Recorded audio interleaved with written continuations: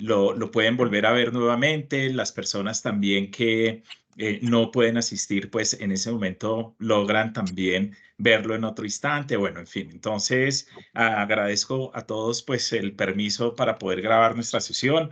Por supuesto, ya veníamos hablando con el Inge Alfredo. Esta es el séptimo seminario que hemos venido desarrollando a lo largo del año. Ha sido una apuesta muy interesante, ha sido una apuesta en la cual hemos contado con excelentes invitados de altísimo nivel y bueno, por supuesto, hoy no es la excepción.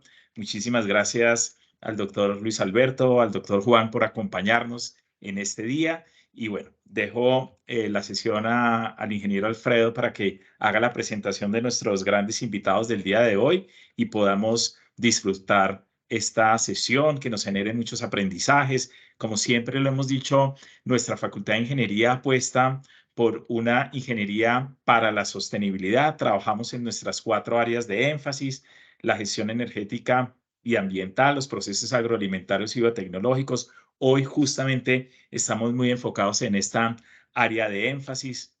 Nos acompaña la ingeniera Tatiana, la directora de nuestro programa de Ingeniería de Alimentos y la especialización en sistemas de calidad y inocuidad de alimentos también. Esta semana ha sido súper interesante trabajando este tema en diferentes entornos alrededor de nuestra facultad y de la universidad, así que pues va a ser muy especial también. Y pues la sesión pasada trabajamos en nuestro tema de desarrollo de infraestructura sostenible, gestión de recursos naturales y por supuesto nuestra 4ª área de énfasis, la innovación, la automatización y la productividad, un área que estaremos abordando también muy pronto. Así que muchísimas gracias a todos. Recordarles simplemente y aprovechar el espacio para hacer una cuñita. Ya tenemos el registro calificado de nuestro doctorado en ingeniería, el SNIES también, es decir, que ya abrimos inscripciones para nuestro doctorado. Vamos a tener también 4 áreas de énfasis en el doctorado, que son estas 4 que les acabo de mencionar. Es decir, que cobra muchísimo sentido todo este esfuerzo tan importante que estamos haciendo y estamos desarrollando. Gracias a nuestros conferencistas, gracias a todos ustedes que sacan un espacio de tiempo para apoyar esta iniciativa, acompañarnos. Recuerden tener sus preguntas, sus comentarios, que son muy importantes para generar un diálogo fraterno alrededor de la seguridad alimentaria. Y bueno, por supuesto, gracias al Inge Alfredo que nos apoya de una manera muy importante en esta apuesta. Así que, Inge Alfredo, tiene usted la palabra.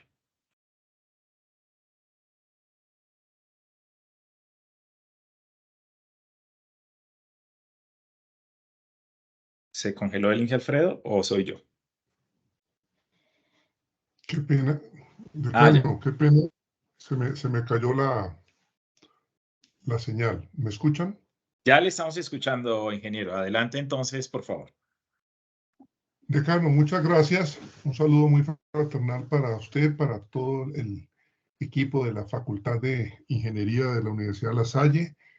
También hay personas que nos están acompañando como estudiantes y egresados de la sede Utopía de la Universidad La Salle en Yopal, donde se desarrolla el programa de Ingeniería Agronómica, Ingeniería Agropecuaria.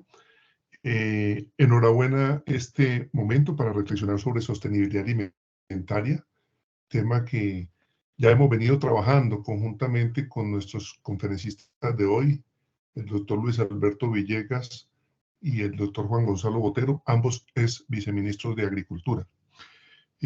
Con ellos, en el marco de la alianza que desarrolló en su momento la Universidad de La Salle, Monómeros, la Fundación Monómeros eh,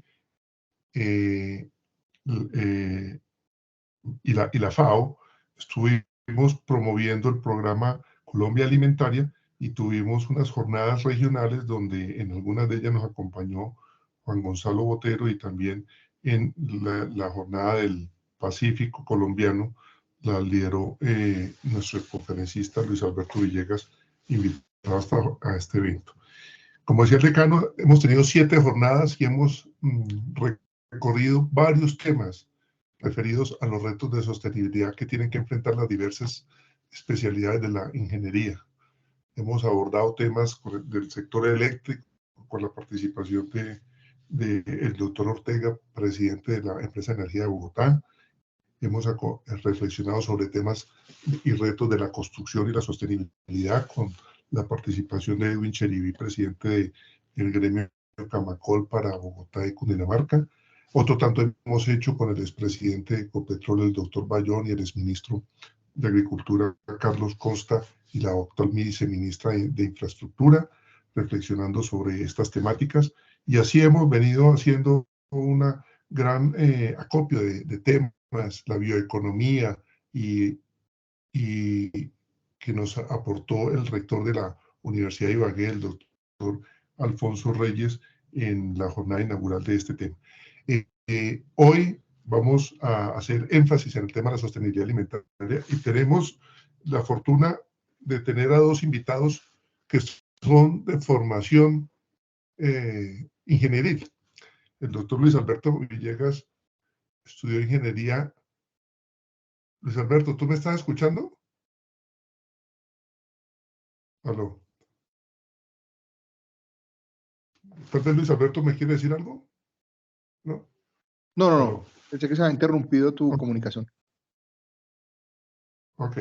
Estaba empezando a hacer la presentación de Luis Alberto. Luis Alberto es ingeniero agroindustrial, egresado de la Universidad Gran Colombia, con sede en Armenia, y tiene estudios de MBA en la Universidad ICESI de Cali y maestría en Relaciones Internacionales en la Universidad Tufts en Boston.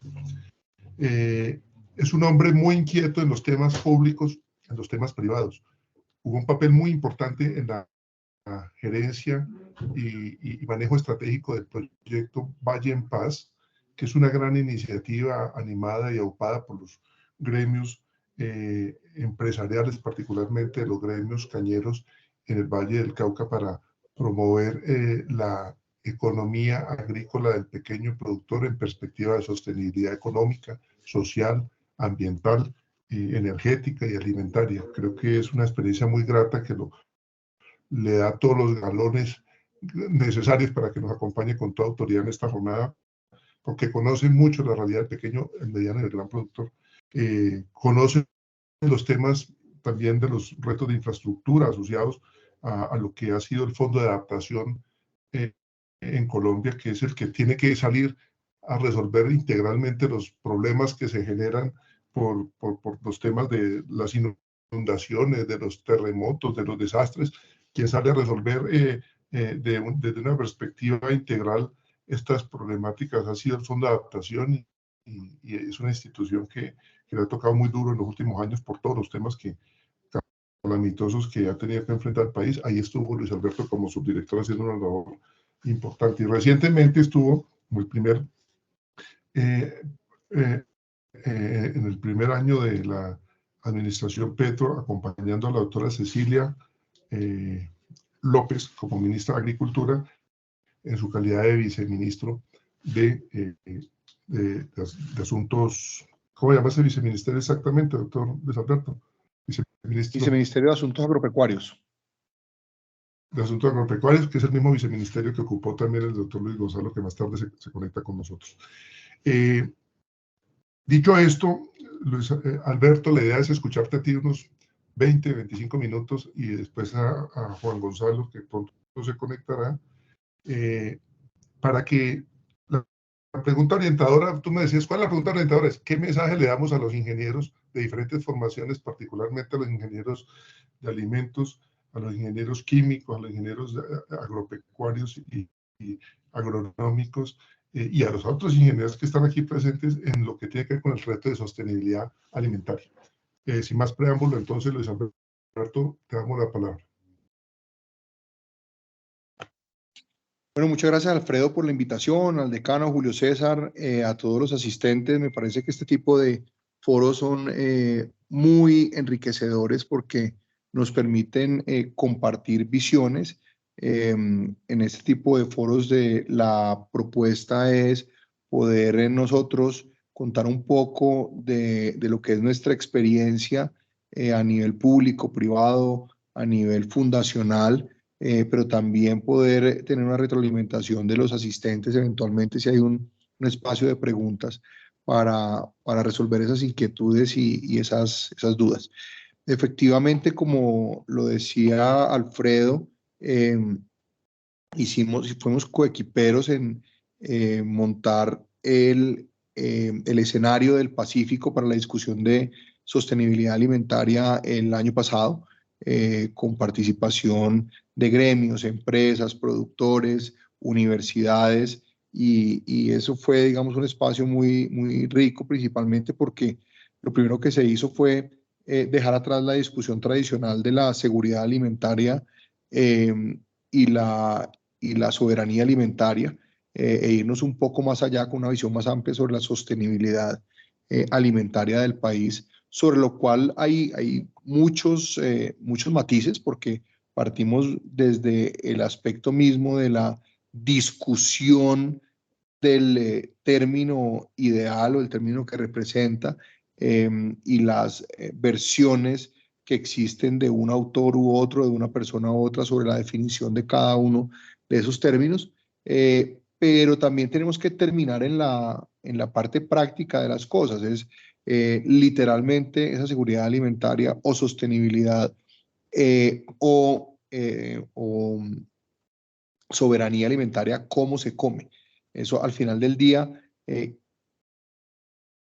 debe verse reflejado en los números, debe verse reflejado en los resultados, debe verse reflejado en los indicadores en materia de acceso a alimentos en un país, bien sea si sean de producción local o de producción externa, pero al final del día necesitamos tener una población bien nutrida. Uno de los temas que siempre yo pongo sobre la mesa en estas discusiones es que la responsabilidad de la seguridad alimentaria, independiente de que va hasta el consumo, el término de seguridad alimentaria, sostenibilidad alimentaria, va desde la oferta hasta el consumo en toda su extensión de alimentos, pues casi siempre la responsabilidad recae es en el sector productor, en el sector primario, en el que ofrece realmente esos alimentos al mercado. Pero sin lugar a dudas es el sector más olvidado. Si miramos nosotros los comparativos de necesidades básicas insatisfechas entre la población urbana y la población rural, pues la brecha es inmensa en muchísimos aspectos. Hay un estudio de la Universidad de los Andes muy interesante que muestra cómo hay unas brechas amplias en todos los temas.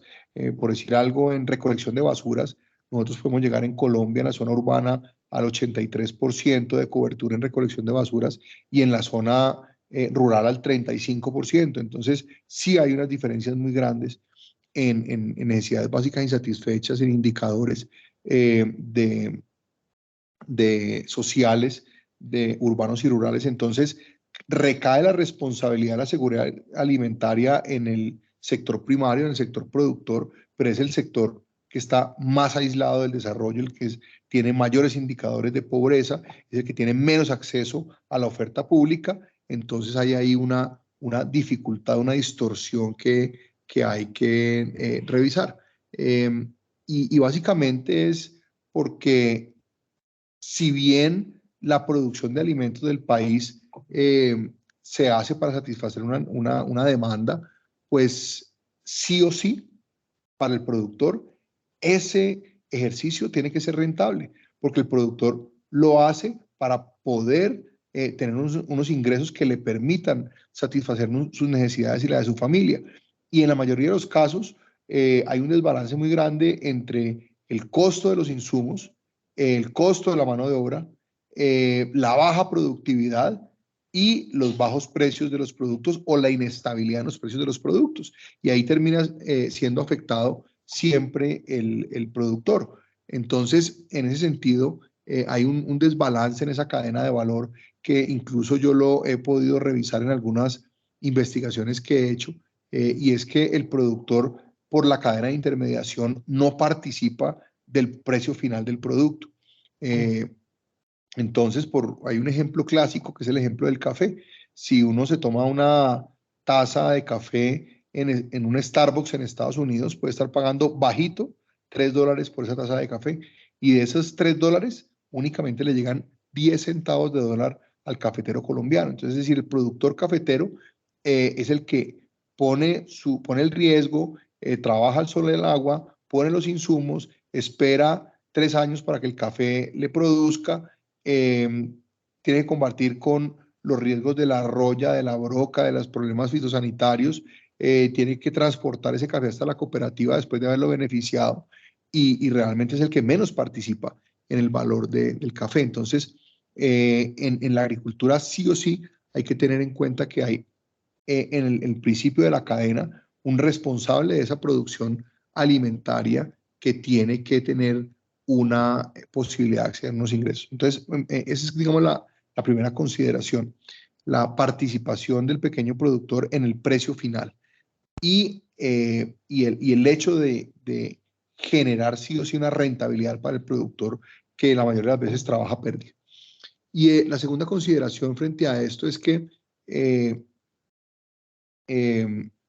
la producción de alimentos en Colombia proviene principalmente de pequeños productores. Esto es algo muy diciente porque podemos nosotros pensar que en un sector incluso como el del azúcar, para poner un caso extremo, el de la caña de azúcar, que consideramos todos a priori que es de grandes productores, pues no es tan así. El 67% de las UPAs, que son las unidades productivas agrícolas, es decir, los predios que producen caña de azúcar, son de menos de 10 hectáreas. Entonces, podemos decir que incluso en producción de caña de azúcar, que también incluye panela, hay bastante pequeño productor. O incluso en palma, hay 7.000 productores de palma en Colombia y de esos 5.600 tienen menos de 20 hectáreas. Entonces, también el aceite de palma, que se ha vuelto un producto básico de la canasta familiar, es un alimento de la canasta familiar producido en Colombia, pues también tiene una composición importante de pequeños productores. Y seguimos, la lista es larga. Entonces, hay una base muy grande de pequeños productores, una composición mejor de la oferta productiva de manos de pequeños productores de agricultura familiar, pero no hay una retribución, porque acuérdense también que en la agricultura familiar y comunitaria no participa únicamente el señor de la casa, también participa la señora, los hijos, incluso siendo menores de edad, todos ayudan en la producción de la parcelita. Entonces, allí no llegar a un salario mínimo quiere decir que ha sido el esfuerzo de 4 personas de una familia, por decir algún promedio, pero solamente recibe el ingreso de un miembro de la familia. Entonces, ahí hay un desbalance que hay que revisar. Pero a la vez, lo que uno sí puede considerar es que eso es una oportunidad. Entonces hay que buscar un mecanismo para romper esa distorsión que hay y maximizar ese potencial que existe en esa base de pequeños productores para que puedan ellos ser actores protagonistas de la seguridad alimentaria y la sostenibilidad alimentaria del país. Para eso yo quiero plantear dos paradigmas aquí sobre la mesa. El primero es el de la cadena de valor. Cuando uno va a la universidad y va a hablar de cadena productiva, de cadena de valor, ¿qué le pintan? Le pintan unas flechitas, ¿cierto? Unas flechitas consecutivas donde primero están los productores, luego los proveedores de insumos, luego los proveedores de servicios, luego la transformación y luego el mercado. Es y por acá abajo la financiación. Es como el muñequito típico de una cadena productiva, una cadena de valor. Pues esa concepción lineal y estática no es la realidad de una cadena de valor. Una cadena productiva es algo dinámico, que tiene es de múltiples relaciones. Entonces yo lo concebiría más bien como un círculo en el cual la parte más externa del círculo es como la sombrilla de la cadena productiva, que son los pilares. Y los pilares son el conocimiento, el mercado, la financiación y los insumos. Esos son los pilares de una cadena productiva, de una cadena de valor. Y esos pilares permiten que haya 2 ejercicios. El ejercicio de la producción primaria y el ejercicio de la transformación agroindustrial con agregación de valor.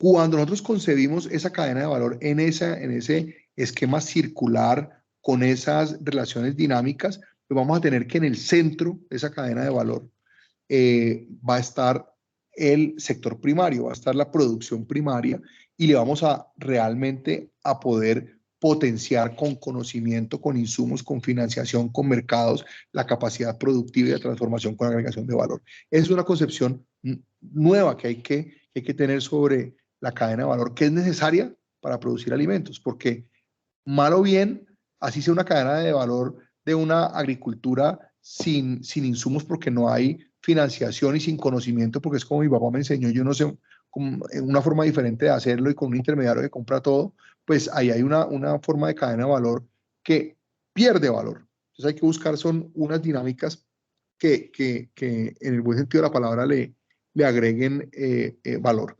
Y lo segundo es que casi siempre asociamos que la sostenibilidad alimentaria o la seguridad alimentaria o la soberanía alimentaria debe ser hecha con agricultura orgánica.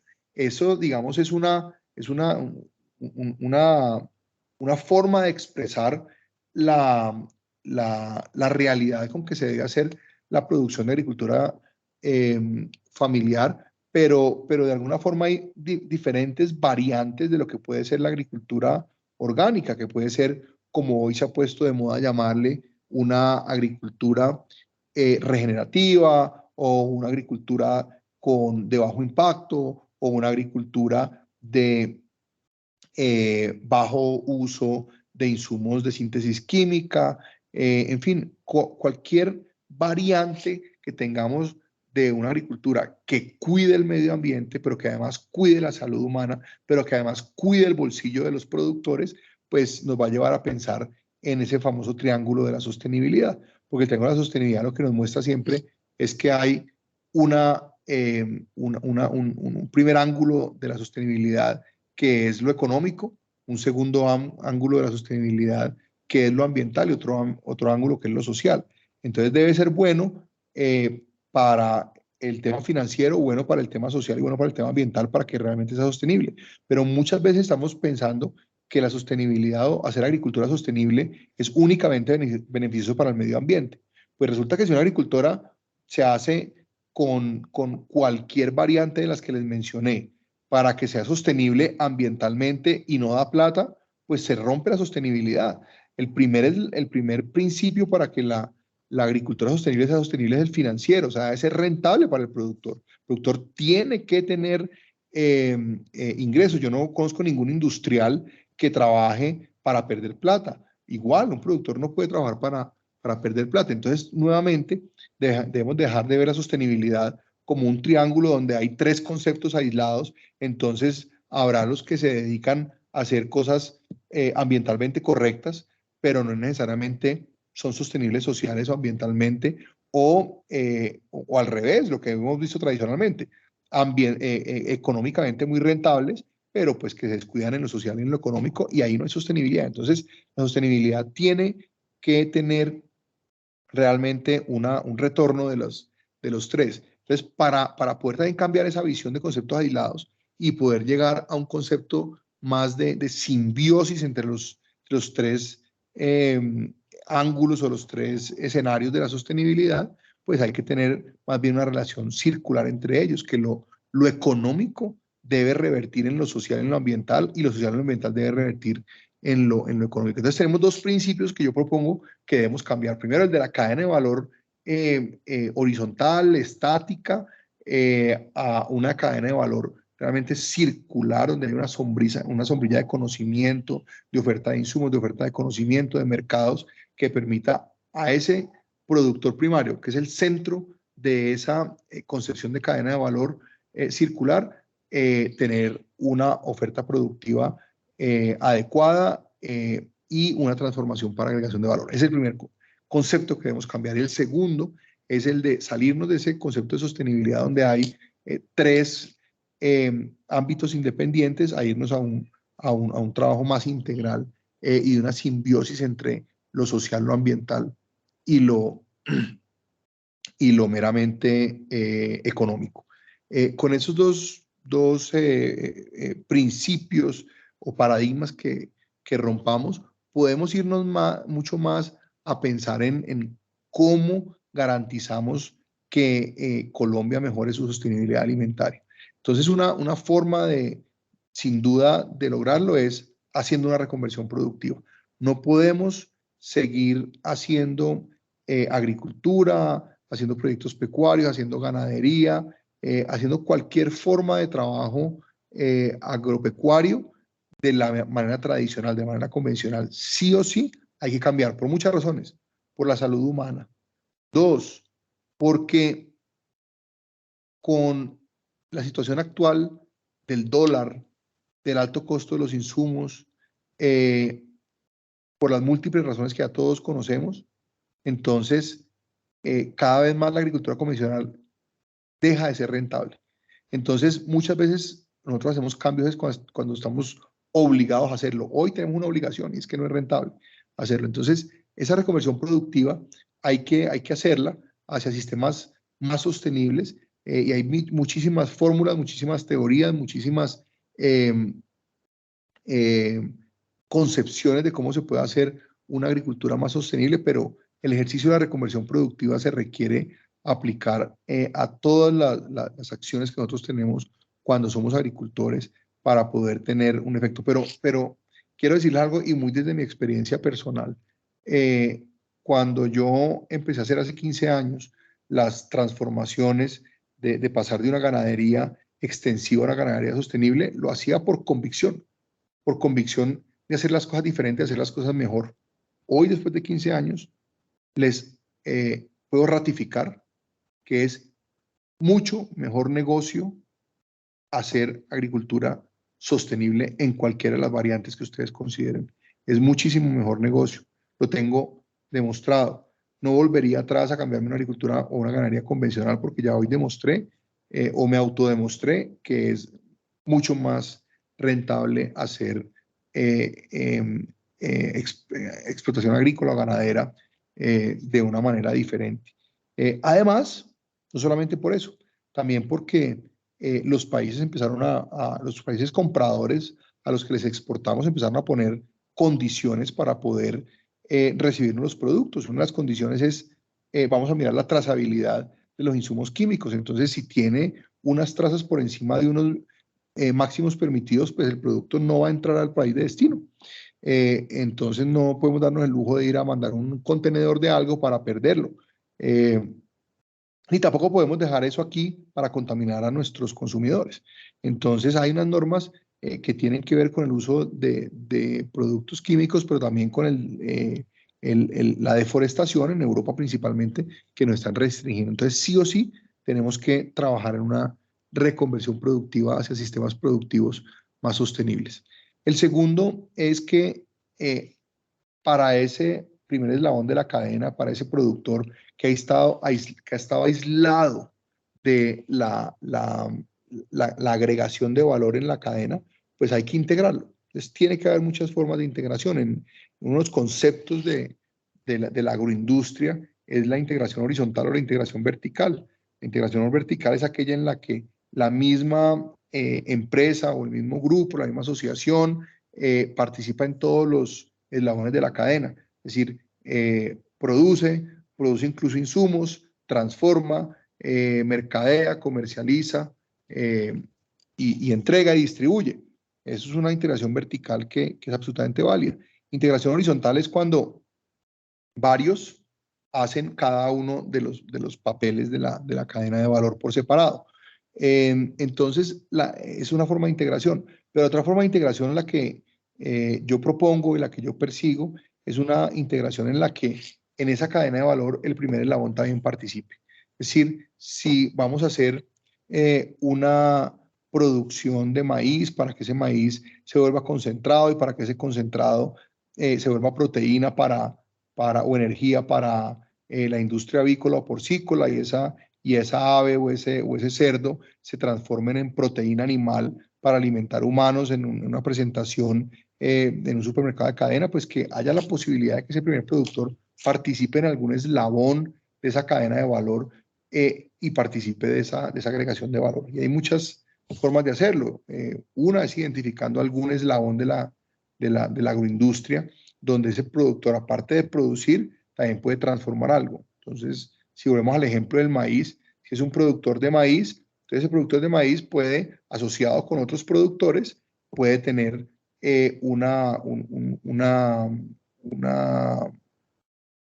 desarrollo empresarial de silos para seleccionar el maíz, secarlo, almacenarlo para podérselo vender en volúmenes a la industria. Y eso es absolutamente válido. O puede un sector de una comunidad tener un banco de maquinaria para prestar servicios agrícolas a los productores del entorno. En fin, hay que buscar cómo desarrollamos ideas de negocio que terminen siendo proveedores de bienes y servicios en esa cadena de valor o que permitan agregarle valor al producto primario.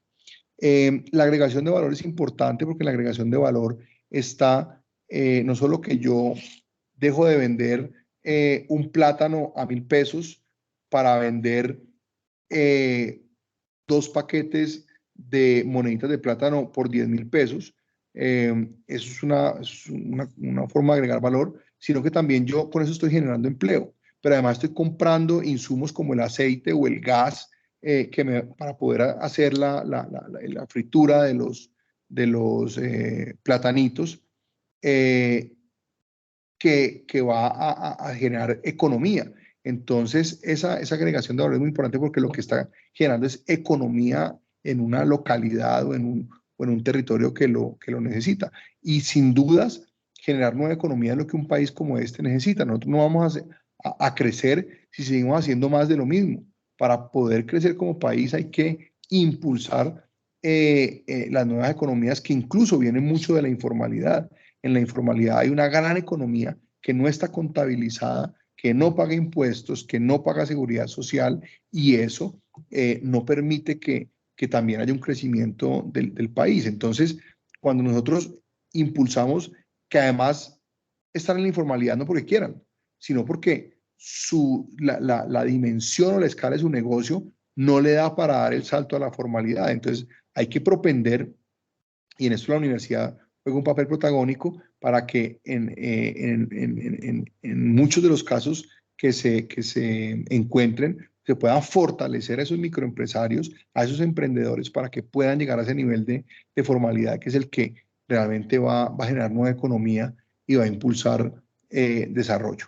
Y por último, en el tema de finanzas verdes es el quinto aspecto que me parece fundamental. Es un cambio real de chip hoy en día. Cuando uno habla de financiarse, pues siempre piensan en endeudarse con un pariente, con un banco, en el peor de los casos hasta con un gota a gota para no poder desarrollar alguna idea de negocio. Pues hoy en día también hay una forma de financiación, todavía está un poco a gran escala, pero hay que irla considerando y es todo el tema de financiación verde. Las finanzas verdes son las que provienen de la venta de bonos de carbono. Entonces, si yo soy un país industrializado que emite gases de efecto invernadero por encima de los límites y de los compromisos globales que se han hecho alrededor de los SDGs, de los Objetivos de Desarrollo Sostenible, yo tengo la obligación de compensar eso. ¿Y cómo lo compro? ¿Cómo lo compenso? Perdón. Contribuyendo a un país que tiene una balanza positiva, es decir, que es más lo que captura CO2 que lo que genera gases de efecto invernadero, y le digo, hombre, yo le pago por ese CO2 que usted está capturando, yo le pago por esos gases de efecto invernadero que usted está reduciendo. Entonces ese pago puede ser a través de la financiación de proyectos. Entonces, si yo voy a hacer una transición de una finca donde tengo ganadería convencional y quiero pasar a una ganadería sostenible, pues hay entidades especializadas que miden cuántos gases de efecto invernadero estoy generando, cuánta captura de CO2 estoy generando con ese modelo de ganadería convencional, de ganadería tradicional extensiva, y cuánto generaría o dejaría de generar con el modelo de ganadería en sistemas silvopastoriles, por ejemplo. Esa diferencia que hay entre el uno y el otro me la puede pagar alguien que requiera hacer una compensación. Es un modelo que terminaría financiando mi proyecto y no tendría que ir a un banco o a otra fuente de financiación. Entonces es importante ya también pensar en que para la sostenibilidad alimentaria hay unas fuentes de financiación, alternativas que van a ser en un futuro próximo muy interesante. Entonces, salirse de ese molde de que la seguridad alimentaria es regalar semillas para hacer una huerta y pensar en una seguridad alimentaria de cadena de valor, es realmente una mirada de sostenibilidad alimentaria. Hacia allá debemos migrar con esas consideraciones que les he hecho en este corto tiempo, de manera muy sucinta para un poco expresar lo que yo considero que debe ser el tránsito de Colombia a ser un país realmente con una sostenibilidad alimentaria. Entonces, era un poco de lo que quería compartir, Alfredo. Muchas gracias. Luis Alberto, muchas gracias. De verdad que muy clara y muy concisa tu presentación. Ya está con nosotros Juan Gonzalo Botero. Juan Gonzalo Botero también es ingeniero, como tenía la oportunidad de decirles ahorita en los previos de este foro. Ingeniero agrónomo de la Escuela de Agricultura de la Región Tropical Húmeda, cuyo acrónimo es EARTH. Esa universidad es muy importante porque ha sido el punto de partida y de inspiración del proyecto Utopía que lidera la Universidad de La Salle en Yopal.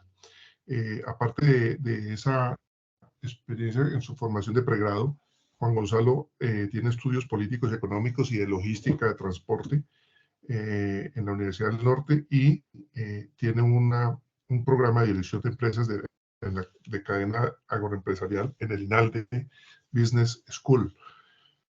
Juan Gonzalo ha tenido una experiencia pública y privada muy interesante desde muy joven. A los 21 años fue secretario de Agricultura y Desarrollo Rural en el departamento del Bolívar. También ha tenido experiencia en los temas ambientales, toda vez que fue director ejecutivo de la Corporación Autónoma Regional de El Río Grande de la Magdalena, que ustedes saben que es la Corporación Autónoma Regional que implica varios departamentos por donde va el cauce del Río Magdalena. Veo que administró también en algún momento las cartas de amor, porque fue director de Postales 472, cuando en esa época que uno mandaba cartas para un lado y para el otro, pues yo no sé cómo ha evolucionado eso ahora con las nuevas tecnologías, ya nos contará anécdotas sobre eso. Y fue viceministro de Desarrollo Agropecuario, que precisamente al terminar su gestión le entregó y hizo empalme con Luis Alberto Villegas, de manera tal que ellos dos se conocen. Y también había comentado que Juan Gonzalo participó en este proceso de reflexión sobre la sostenibilidad alimentaria, toda vez que fue en Yopal, en la sede de Utopía, donde se hizo el lanzamiento del programa Colombia Alimentaria. Actualmente Juan Gonzalo es el director ejecutivo de la Asociación Colombiana de Exportadores de Ganado. Allí está desarrollando sus funciones, combinando sus conocimientos en logística, en temas agropecuarios, en temas ambientales, y allí está jugando un papel muy importante. Quiero darle la palabra al decano, Julio César, para que le dé un saludo a nuestro segundo invitado, agradecerle a Juan Gonzalo su participación. Entonces, decano, por favor. Y después muchas gracias, ingeniero Alfredo, doctor Juan Gonzalo, qué gusto saludarlo. Muchas gracias por acompañarnos en este seminario. Muchas gracias por regalarnos este tiempo, por compartirnos todo su conocimiento y su experiencia alrededor de este tema tan interesante. Este es un foro donde tenemos participantes, tenemos estudiantes de pregrado, estudiantes de posgrado, tenemos también diferentes profesores de nuestra facultad, tenemos también directores de programa, tenemos también egresados, tenemos también empresarios, o sea, es un foro que gira alrededor de la ingeniería para la sostenibilidad y pues realmente de verdad es un gusto que nos acompañe el día de hoy. Tenemos muchas ganas de escucharlo, así que le doy la palabra y muchísimas gracias. Creo que pueden seguir todos nuestros participantes recopilando sus preguntas y terminada la exposición del doctor Juan Gonzalo, damos un espacio para generar preguntas, comentarios, para dialogar un poco alrededor de estos temas, que también es parte importante de estos seminarios. Así que, doctor Juan Gonzalo, adelante y muchísimas gracias. Doctor Julio, un saludo a usted, al doctor Alfredo, Qué bueno estar aquí con ustedes. Ni más faltaba el doctor Luis Alberto, a quien conozco de bastante tiempo. Qué bueno volver a verte, Luigi, ya en estas lares particulares otra vez. Pero bueno, aquí estamos. Ustedes disculpen que voy en un vehículo, pero tengo buena señal. Ahora en estos avatares de la exportación de ganado en pie, tenemos hoy un embarque en Cartagena de 12.000 novillos a Arabia Saudita. Hoy iniciamos embarque, entonces estoy en eso. Efectivamente, como decía Alfredo, pude conocer el proyecto Utopía, que está muy relacionado con la universidad donde estudié, la ERT, la Escuela de Agricultura de la Región Tropical Húmeda, donde definitivamente compartimos objetivos similares: formar agentes de cambio en ciencias agrícolas que puedan generar impacto en sus comunidades. Si quieres, Alfred, me ayudas con la presentación. Tengo una pequeña presentación muy rápida para hacerles y hacer un poquito de reflexiones de algunos de los temas y de los desafíos del sector agropecuario en la realidad mundial y todo este tema de la sostenibilidad alimentaria mundial, un contexto general, los grandes desafíos de los ingenieros agrónomos, algunos casos prácticos y una conclusión final. Siguiente, por favor. Bueno, lo primero es que ustedes saben que Naciones Unidas estima que la población mundial llegó a 8.000 millones de personas el 15 de noviembre del 2022. Podría llegar a 8.500 millones en el 2030 y 9.700 o casi 10.000 en el 2050. Algo importante es que estamos creciendo más lento que lo que crecíamos en 1950. Lo que se cree es que India va a superar a China como el país más poblado del mundo y que habrá un aumento de la población que se concentre en África y en Asia fundamentalmente. La población en edad de trabajar, entre otras cosas, porque ha habido algún envejecimiento, va en aumento incluso en América Latina. Con el COVID, la esperanza de vida bajó a 71 años en el mundo en el 2021, pero vuelve a venir creciendo en estos 2 años. Siguiente, por favor. América Latina ha cuadruplicado su población entre el 1950 y el 2022. Hoy somos cerca de 650 millones de habitantes y en el 2056 seremos 752 millones. La esperanza de vida en América Latina es mayor que la del mundo. Estamos en 72.2 años y también nuestra población en América Latina en edad de trabajar ha venido en aumento. Colombia, hoy somos, según el DANE, bordeando los 50 millones de habitantes, 48.2 millones.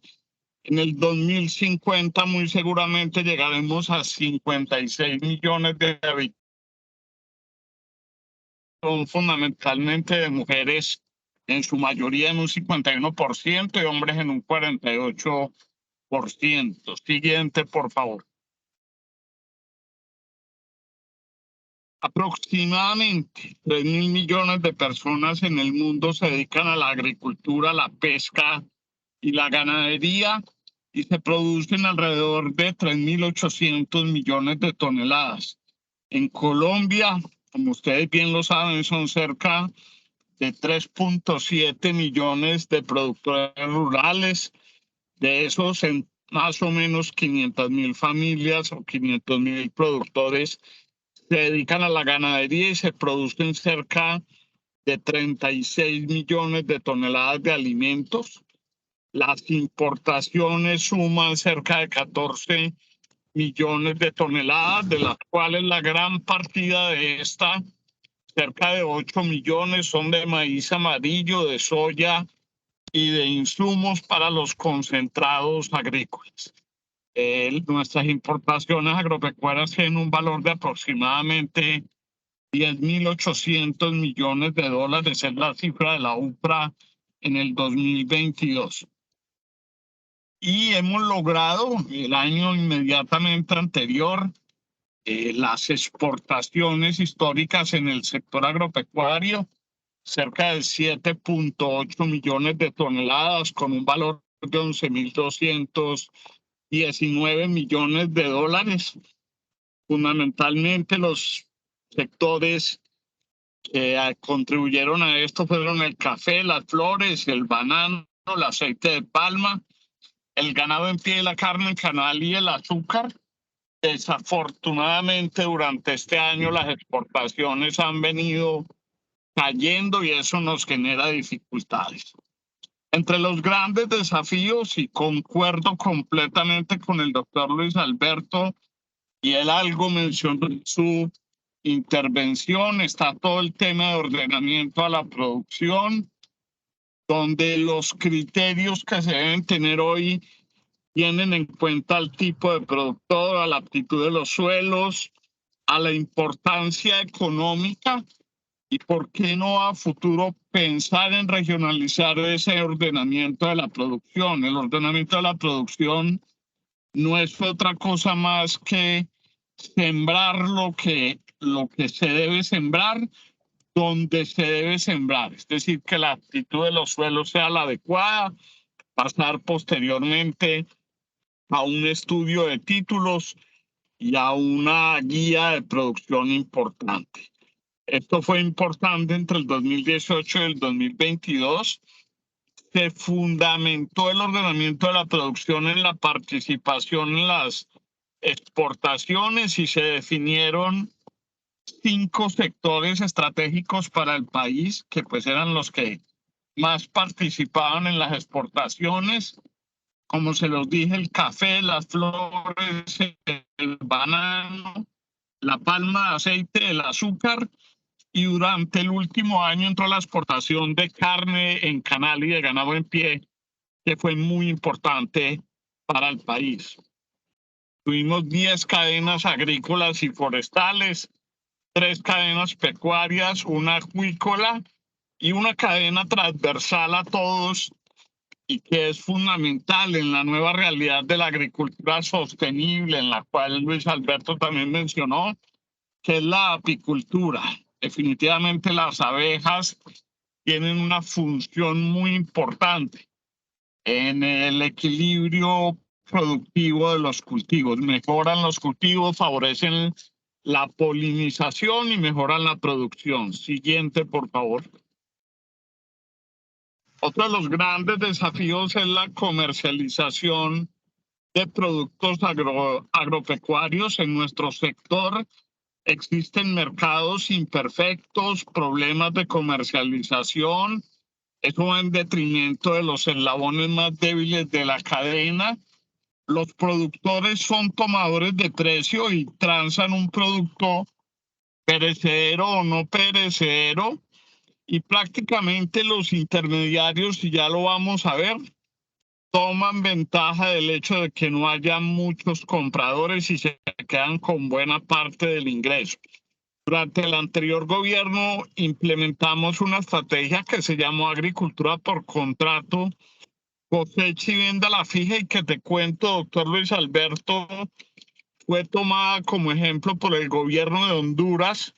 Y hoy el gobierno de Honduras viene trabajando con este modelo, y a futuro el gobierno de El Salvador y de Ecuador también van a asumir ese modelo. Fue un modelo siguiente, por favor, basado fundamentalmente, y aquí vemos lo que yo les decía, el 26% del margen se queda en los productores y un 72% en los intermediarios que llegan a los mercados formales. Siguiente, por favor. La agricultura por contrato no era otra cosa más que una estrategia de comercialización para beneficiar a pequeños y medianos productores con la suscripción de acuerdos comerciales en mercados formales a mediano y largo plazo, con una meta de 300.000 pequeños y medianos productores en el cuatrenio. Siguiente, por favor. Los principios conceptuales era que se acordaban los términos contractuales de manera previa, se firmaban acuerdos comerciales que eran legalmente vinculantes, se construyó confianza entre las partes. Nosotros como sector público simplemente fuimos un facilitador entre la oferta y la demanda y se tenía cumplimiento de esos términos, lo que daba relaciones comerciales duraderas que inclusive hoy se mantienen. Siguiente, por favor. Esta fue la meta general, 300.000 productores al 2022. Logramos llegar a 327.000 productores y la idea era llegar al 2030 a 1 millón de productores. Desafortunadamente, pues el nuevo gobierno, la idea de comercialización es con un nuevo IDEMA, lo que han llamado el IDEMA 4.0, que es otra forma de comercialización que también es bien interesante. Siguiente, por favor. Se dejó como política de Estado, se construyó un documento COMPES de agricultura por contrato que involucraba acciones en el mediano y largo plazo. Siguiente, por favor. Este fue todo el histórico del avance con un cumplimiento de más del 107% de la estrategia en los 4 años del gobierno anterior. Siguiente, por favor. Fundamentalmente se lograron 1.8 billones de pesos en ventas. Logramos más de 1.860 aliados comerciales en todo el país, 97.000 productores en municipios PEDET, 40% de toda la meta eran mujeres y se realizaron 102 jornadas de negocios prácticamente en todos los departamentos del país, doctor Alfredo. Siguiente, por favor. Estas fueron las cadenas con mayor participación y nos quedamos impresionados por el inmenso potencial que tiene Colombia en los temas de agricultura y pesca. Fue la cadena con mayor participación, unido a una importante labor de formalización que se tuvo. Más de 140.000 pescadores lograron formalizarse en agricultura por contrato. Las frutas y hortalizas y el café, pues también jugaron un papel importante dentro de la comercialización de agricultura por contrato. Siguiente, por favor.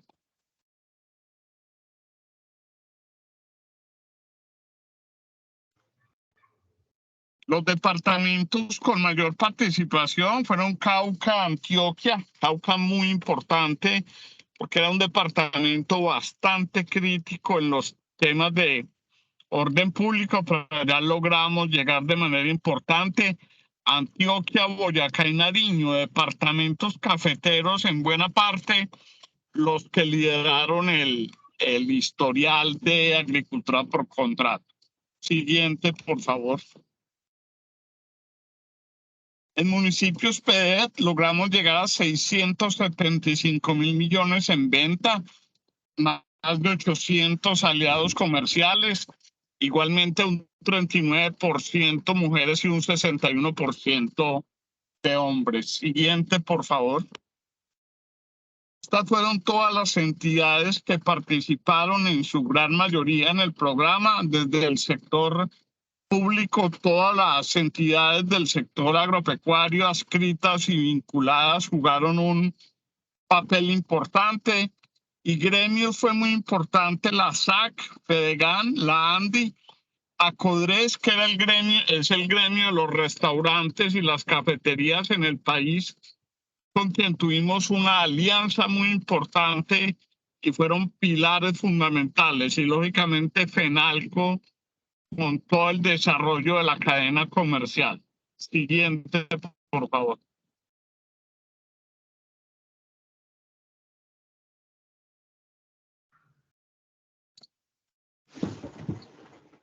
Estas fueron todas las jornadas de negocios, se programaban, no era una simple jornada de negocios, las jornadas de negocios llevaban una programación de más de una semana, donde lográbamos identificar asociaciones de productores en cada región, el enfoque de cada una de esas asociaciones, y con eso se logró más de 16,000 citas de negocios que lograron cerrar negocios en esas jornadas por 228,000 millones de pesos, y algo muy importante, más de 8,000 organizaciones participantes. Si ustedes ven, llegamos inclusive a departamentos como el Amazonas, donde muy pocas veces había estado el Estado en temas de comercialización, y allí logramos llegar. Siguiente, por favor. Ese programa iba unido a una línea especial de crédito en la cual los productores tenían acceso a la misma con tasas de interés, fundamentalmente con tasas de interés privilegiadas, tasas inclusive en su momento del IBR menos 1% para pequeños productores, y logró colocaciones a través de Finagro y el Banco Agrario bien importantes, como podemos ver en las figuras. Siguiente, por favor.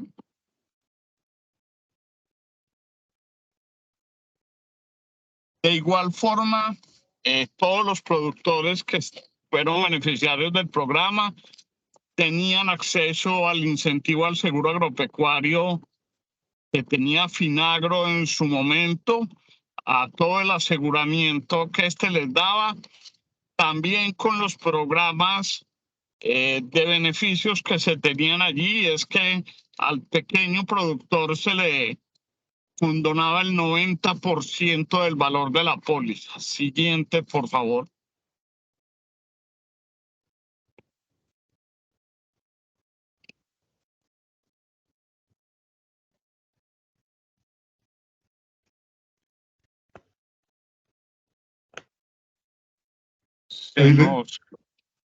Se nos congeló la pantalla, Alfred.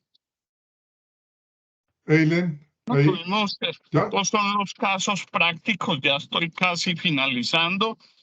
Con el éxito, un tema de papa en Boyacá bien importante, con la familia Lorido, que Luis Alberto conoce, en maíz en el Valle del Cauca, con almidones de Sucre, un tema de un clúster de más de 10,000 hectáreas de yuca en el departamento de Sucre, con Colombina y en el Valle del Cauca. En fin, yo creo que tuvimos ejemplos muy importantes en todo el país que lograron generar un clúster bien importante. Siguiente, por favor.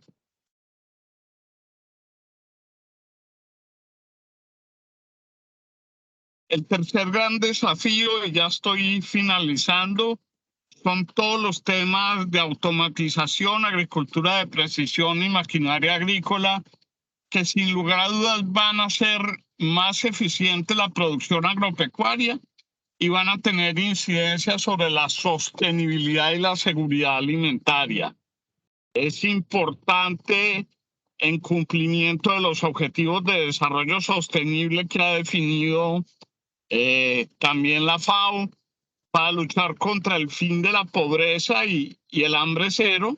Además, todo el tema de sostenibilidad ambiental, como decía Luis Alberto, con la implementación de prácticas de agricultura sostenible, de ganadería sostenible y de ganadería regenerativa. Y en agricultura sostenible es fundamental la rotación de cultivos, la implementación de plaguicidas orgánicos, eliminar y yo hablaría prácticamente de la eliminación de tajo de los plaguicidas químicos, en ganadería el desarrollo de sistemas silvopastoriles que definitivamente van enmarcados dentro de los acuerdos de cero deforestación a nivel mundial.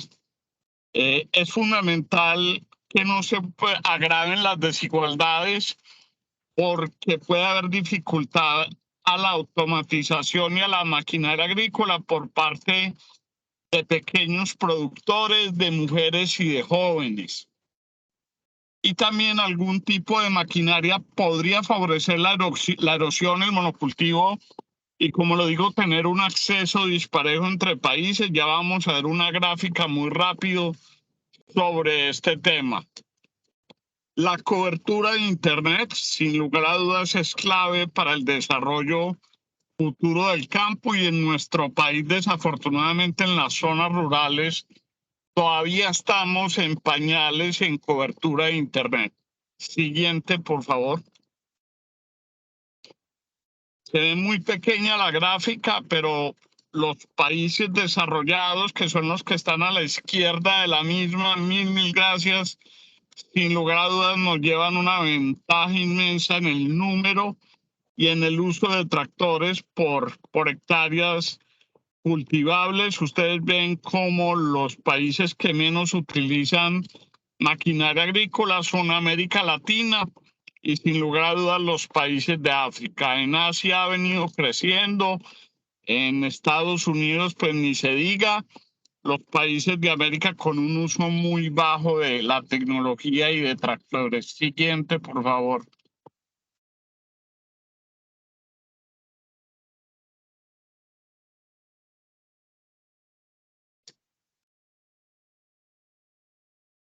Siguiente, Eileen, por favor.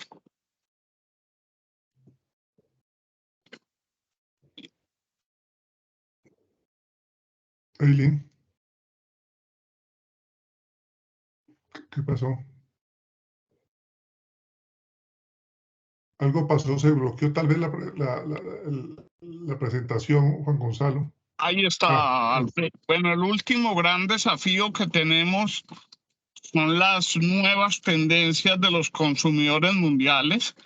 Hay una polarización inmensa entre las marcas premium y low cost.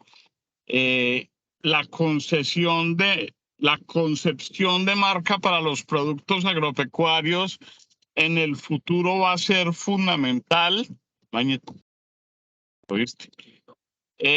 La responsabilidad social de las empresas del sector entra a jugar un papel muy importante. Ya el cumplimiento de las normatividades en temas de pago de parafiscales entra a ser parte importante en el sector agropecuario.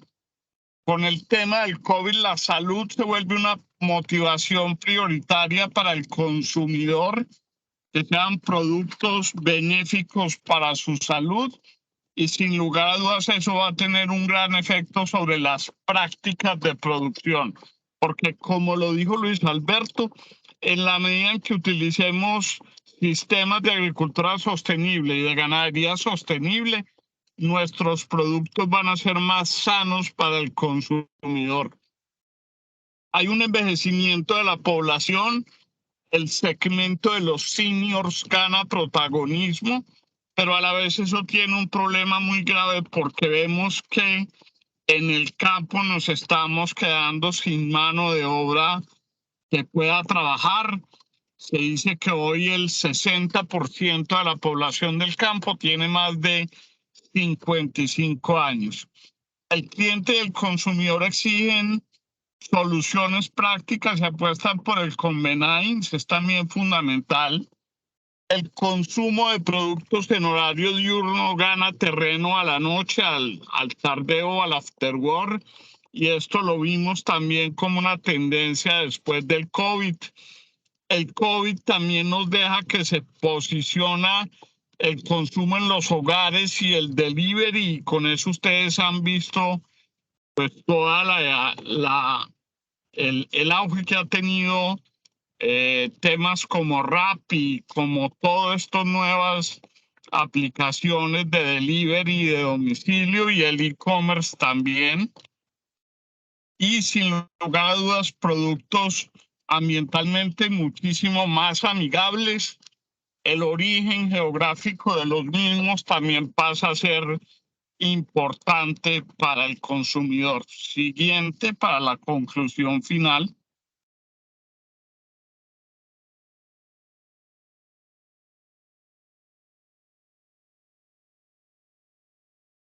Lynn, ¿me ayudas con la última diapositiva? Siguiente. Creo que es esta, Juan Gonzalo, educación técnica y profesional. ¿La educación técnica? No, siguiente, ya esta la vimos. Siguiente. Bueno, como conclusión final hay un reto muy importante, doctor Alfredo, doctor Luis Alberto, doctor Sandoval, y es que el 70% de la producción de los alimentos, no solo de Colombia, sino del mundo, proviene de los pequeños productores. El 80% de las personas que viven en pobreza extrema está en las zonas rurales y el 70% de ellos se dedica a la agricultura. Y para el 2050 se requerirá entre un 60 y un 100% más de alimentos, y con la migración a las ciudades, solo el 25% de nosotros vivirá en las zonas rurales. Imagínense desde ese punto de vista cómo es fundamental el tema, doctor Julio y doctor Alfredo, que ustedes tienen para esta charla, que es la sostenibilidad alimentaria del planeta. Muchas gracias, doctor Julio, doctor Alfredo, por tu invitación, y hay un reto inmenso para salir adelante. Muchas gracias, Juan Gonzalo, por su presentación. Le quiero decir a Aileen que deje un minutico esa conclusión final ahí todavía para hacer un breve comentario. Quiero que, partiendo de esta conclusión final que nos deja Juan Gonzalo con su presentación, retomemos la reflexión que nos hizo Luis Alberto al principio sobre la importancia de tener mucha creatividad y mucha innovación en lo que tiene que ver con la creación de cadenas de valor, sacar las cadenas de valor de una lógica lineal para mirarlo como un tema mucho más complejo que exige muchas creatividades y combinación de diferentes aristas de la sostenibilidad. Él hablaba de tres: de la sostenibilidad económica, la sostenibilidad social, la sostenibilidad ambiental, pero yo quiero agregar otras. Hay otras sostenibilidades en juego cuando se trata del tema alimentario. Está en juego la sostenibilidad energética, porque es que también estos actores de la cadena alimentaria están jugados con los retos implícitos con la transición energética. Está la sostenibilidad digital, si me permiten digamos, ese concepto nuevo, porque no va a haber productividad en el sector agropecuario si no hay inclusión de todos los productores pequeños, medianos y grandes de este sector a las plataformas y a las tecnologías digitales. Cada vez va a ser más necesario.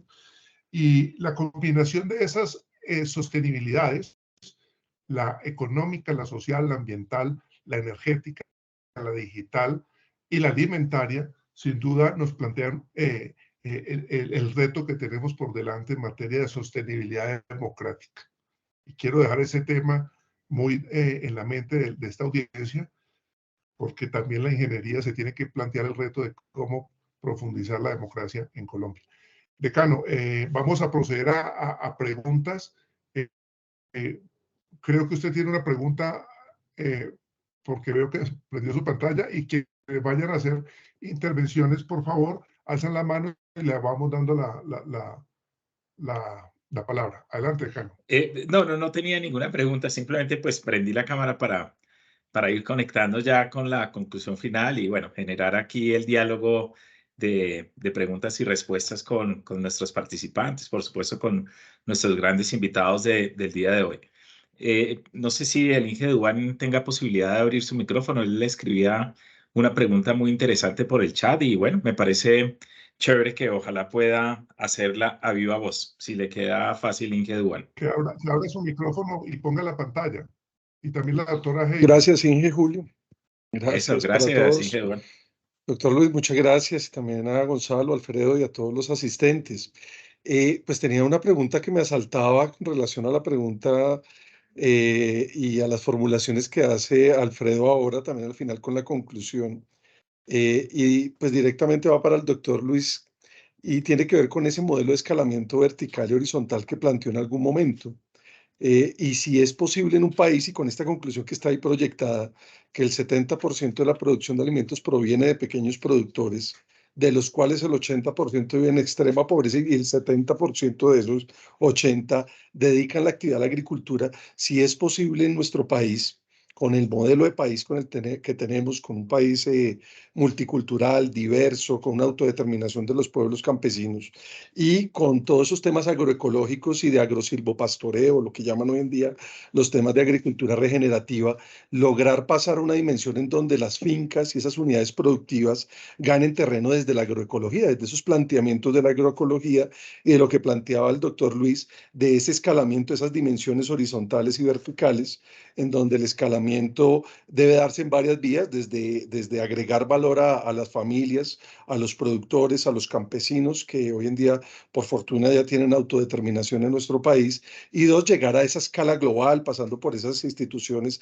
y por esos mercados regulados. Es posible hacer ese escalamiento para que haya más beneficios, mayor transferencia para todas las personas, que sea duradero, equitativo, sostenible, y con lo que decía Alfredo ahorita, que tengan seguridad hídrica, territorial, ecológica, porque finalmente, como lo plantearon los dos conferencistas, los dos ex viceministros, pues dependemos de la base natural y de ese equilibrio, pero también de las personas que habitan esos espacios y que son muchos que están allí.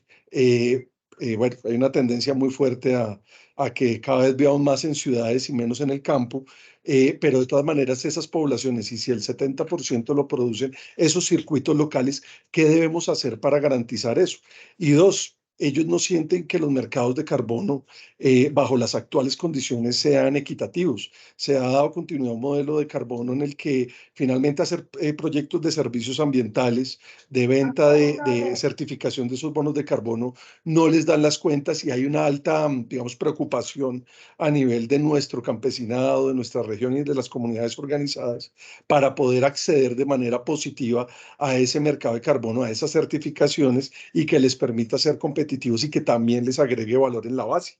Entonces, no sé, bajo esas lógicas y todas las 12 presentaciones, si podemos lograr llegar a un modelo de país o un modelo de mundo en donde el campesinado, los circuitos locales, la seguridad, soberanía alimentaria y nutricional basada en esos circuitos locales se pueda dar a través de la agroecología que ha venido ganando mucho terreno, y ese escalamiento que el doctor Luis planteaba de vertical y horizontal para garantizar realmente un valor social compartido y una transferencia de beneficios a todos, interviniendo pues esas lógicas del mercado. No sé qué debería ocurrir en el modelo económico de Colombia o mundial para asegurar eso. Básicamente, decano Julio, esa es como las inquietudes que tengo de estas muy buenas charlas que nos han dado hoy, y agradecer el espacio de aprendizaje y de gestión del conocimiento a todos ustedes. Muchas gracias. Muchas gracias, Inge. Yo solamente agregaría ahí una preguntita adicional que ya lo he escuchado en varios escenarios, es el concepto de la agroecología. ¿En qué consiste ese concepto de la agroecología? Y que lo he escuchado en varios escenarios, pero no sé qué es. Me gustaría también entenderlo. Decano, con la venia suya, le pediría también a Heidi, que ha hecho dos preguntas dirigidas a Juan Gonzalo Botero, que la formulara, y le damos paso a Luis Alberto y a Juan Gonzalo para que hagan una respuesta a las inquietudes. Adelante, Heidi. Genial, genial, genial. Heidi es la directora del programa de Ingeniería de Alimentos, para información de los invitados hoy. Bueno, muchísimas gracias, ingeniero Alfredo. Bueno, pues a las dos conferencistas, muchísimas gracias por ese espacio y por esa ampliación de información bastante interesante. Claramente desde la mirada de la ciencia y la tecnología de alimentos, pues aplicada a la sostenibilidad alimentaria, porque no solamente podemos hablar, y lo decía muy bien el doctor Luis, bajo la mirada de la agregación de valor, ¿no? No podemos seguir sembrando frijol y vendiendo frijol, sino generando ese valor. Y pues en los campos que nos comentaban de la exportación, pues también tenemos que tener una nueva mirada. Pero mi pregunta, un nuevo trabajo ya que hacer allí, y tenía una pregunta sobre, y pues estamos hablando de sostenibilidad alimentaria, el poder tener allí y cómo podemos impulsar, y si ven un campo posible, pues ustedes que tienen tanta experiencia y ven toda Colombia en su territorio, dimensión y ecosistemas. ¿Cuál es la proyección de nuestro país en retomar estas semillas autóctonas, generación de valor de las mismas, para no seguir, como decimos, en estas cadenas tradicionales, sino que de verdad generemos una revolución alimentaria, nutricional, que pueda minimizar pues los impactos y la gestión del hambre, que pues también en esta diapositiva se presentan allí?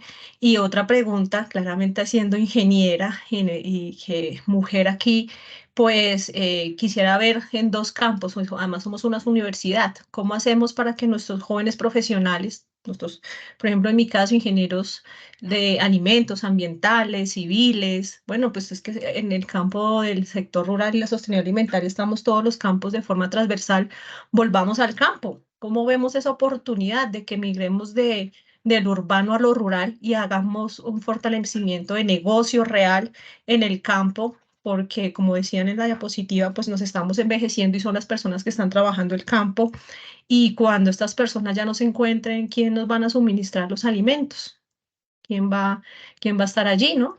Para poder cultivar, cosechar y generar ese valor. No podemos hacer esa generación de cambio de valor en la industria urbana. ¿Y cuál es el campo para que las mujeres podamos tener una mayor proyección de negocios grandes, ¿no? No de la pequeña mujer agricultora, sino que nos falta en el país para que las mujeres de verdad tengamos una proyección de cambio de grandes negocios en el territorio de la producción y la transformación de alimentos? Gracias. Bueno, entonces le damos la palabra a nuestros invitados para que recojan las inquietudes y hagan énfasis en lo que estimen pertinente cada uno de ellos. ¿Estamos? ¿Estamos? Vamos. Bueno, Luis Alberto, adelante. Bueno, gracias, Alfredo. Con respecto a lo que planteaba Duván, puede darle como dos o tres respuestas. La primera es que no hay que esperar es que ya existen. Ya hay ejemplos concretos en Colombia de encadenamientos productivos, cadenas de valor basadas en la sostenibilidad que integran pequeños productores. Entonces, ya hay experiencias que se han venido construyendo durante los últimos 10 años y apenas están en etapa de sistematización, porque lo que se requiere ahora es, cuando tengamos claridad en cuáles son los elementos comunes que han hecho que esas cadenas de valor funcionen, es cuando puede entrar la política pública a generar los instrumentos para que se potencialicen y se disparen y se escalen ese tipo de iniciativas. Entonces, esa es una primera respuesta. ¿De qué estoy hablando, por ejemplo? Sector agrícola, sector porcícola, son sectores que hace 10 años estuvieron a punto de desaparecer porque la gran amenaza era el TLC. El TLC iba a generar que que entraran la avicultura barata de otros países, entonces aquí se incrementara o se perdiera la capacidad de ser competitivos. Hoy en día, 10 años después, cambiaron el modelo productivo, implementaron un modelo de integración en el cual, gracias a esa integración, entonces es posible que seamos realmente competitivos y ya podamos ir a exportar. Y dentro de la última etapa de ese modelo de integración productiva, están apareciendo los pequeños productores. De hecho, el primer productor nacional de cerdo, el segundo mejor productor nacional de cerdo, es una cooperativa de Antioquia. Entonces ya los modelos cooperativos están tomando trascendencia de cooperativas donde participan pequeños productores. Y como son cadenas de valor de altos estándares, altas exigencias y mercados que también están regulando el uso de insumos. Entonces, estos son cadenas de valor que utilizan una mínima cantidad de insumos de síntesis química para poder cumplir con estándares de salud y de exigencias de los mercados. Entonces, eso pasa en avicultura, eso pasa en porcicultura y son modelos absolutamente replicables y donde pueden integrar pequeños productores. Igual pasa en palma. Cuando uno habla de palma de aceite, lo primero que piensa es en deforestación, en grandes productores, y no es tan así.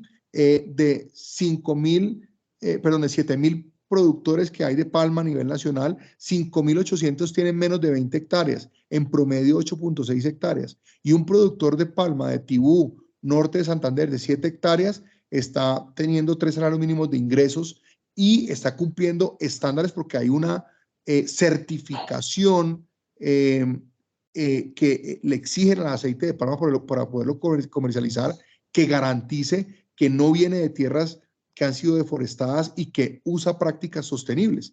Entonces, ese productor de 7 hectáreas de 3 salarios mínimos, además, tiene participación accionaria en la planta extractora de aceite y tiene ingresos por los dividendos de la planta extractora de aceite que le duplican sus ingresos anualmente. Entonces, hay unos modelos de cadena de valor que muestran unos signos de integración, de sostenibilidad, de agregación de valor como los que te planteaba yo, que son bastante interesantes. Entonces, una parte de la respuesta donde ya hay y de alguna forma están cumpliendo estándares, más no es lo que planteabas en la pregunta ya de cadenas de valor o producciones agrícolas con una base agroecológica más importante. Entonces, la segunda parte de la respuesta va en ese sentido. ¿Dónde hay unas cadenas de valor y experiencias de éxito donde sí la base sea agroecología? Entonces, la hay en arroz. En arroz hay pequeños productores con arroz orgánico en el Valle del Cauca. 100% orgánico, pequeños productores integrados a un molino que les provee el conocimiento, les provee la financiación, les hace la compra asegurada, les participa en la tecnología. Entonces, sí hay ejemplos que nos permiten a nosotros demostrar que es posible y que nos dan elementos para escalarlo. O también hay ejemplos en productos menos tradicionales como el palmito, en el Putumayo. Hay una planta transformadora manejada por un pequeño productor con la salvedad y la tristeza de que la materia prima que proviene del chontaduro es importada de Ecuador y de Brasil. Qué gran oportunidad para el país de promover la producción de chontaduro, de palma de chontaduro, en una zona por excelencia cocalera. Entonces, sí hay muchos ejemplos de que se puede hacer. Entonces, no hay que esperar a qué. Ahí es que mirar qué es lo que hay, encontrar los elementos comunes que han hecho que esas cadenas son sostenibles y que se puede hacer diferente. Y yo también te doy un ejemplo de mi caso particular, de mi caso personal. Yo soy productor de aguacate. Yo no sabía de aguacate hace 6 años nada y empecé hace 4 a sembrar con una asesoría 100% convencional. Y gracias a la pandemia y gracias al paro, que me quedé sin asesoría técnica, que me quedé sin insumos, me di cuenta que el cultivo después de 8 meses seguía funcionando sin haberle hecho ninguna aplicación química. Y cuando conseguí a los expertos de Agrosavia que me hicieran el estudio, ellos encontraron que había una población de insectos benéficos en el predio por los 15 años que llevo en transición hacia ganadería sostenible, que habían hecho que se mantuviera el cultivo de aguacate. Entonces, hoy en día tengo 100% manejo de control biológico, 50% de la fertilización es con insumos preparados en la propia finca, con el estiércol bovino. Y de esa manera empieza uno a darse cuenta que no solamente es porque se hace por una convicción personal de que hay que hacer las cosas diferente, que hay que hacerlas mejor, que hay que proteger el medio ambiente, que hay que proteger la salud humana, sino que hoy puedo confirmarles a todos ustedes que es más rentable hacerlo así. Entonces, no es únicamente lo filosófico, lo bonito, sino que da plata hacer agricultura, como la quieran llamar, orgánica, si es el caso, pues que está certificada, o agroecológica porque tiene las prácticas que permiten cuidar el medio ambiente.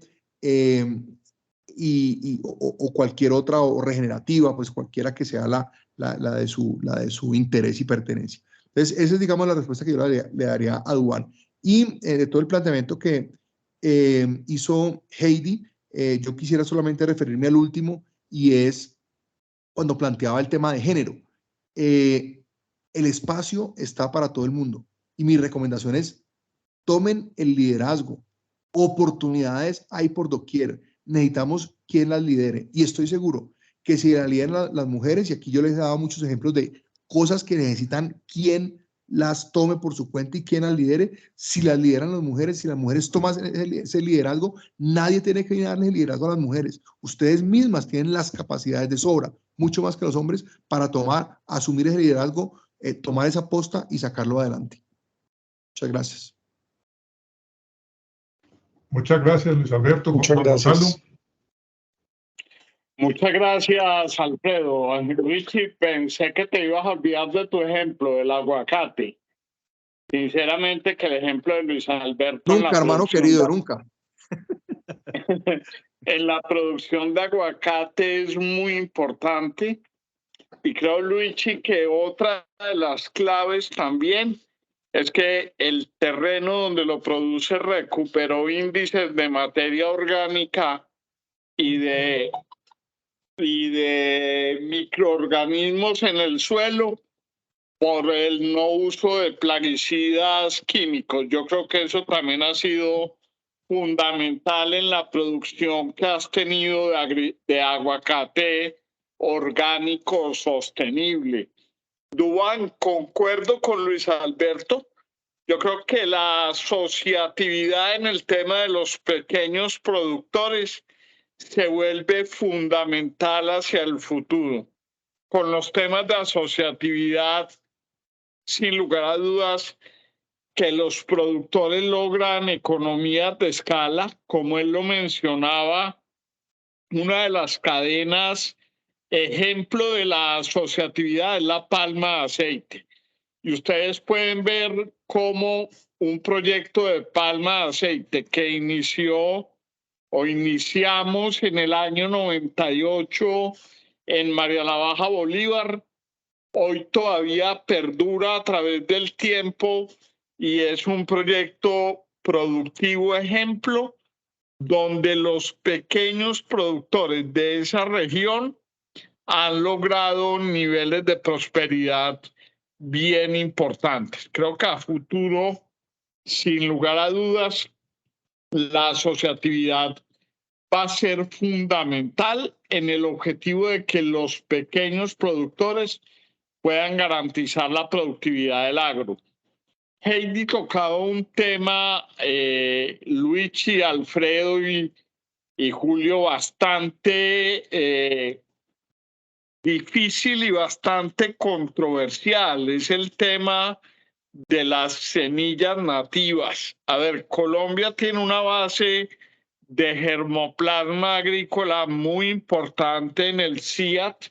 En el CIAT tenemos toda la reserva de semillas de frijol, de maíz, de yuca, de forrajes autóctonos en el país.